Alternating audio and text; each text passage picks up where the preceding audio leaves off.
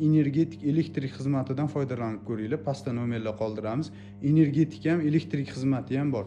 Akalar, nimalarga e'tibor beramiz? Kondinsator qurilmani ochish bilan PFR12 ni sozlamalari joyida bo'lsa, avtomat puskatellarga ziyon yetmagan bo'lsa, soz holatda bo'lsa, undan tashqari kondinsator bankalari ketma-ketligi to'g'ri yig'ilgan bo'lsa, to'g'ri tanlangan bo'lsa, xudo xolasa, kosinus figa 3000 so'mdan ortiqcha pul to'lamaysizlar.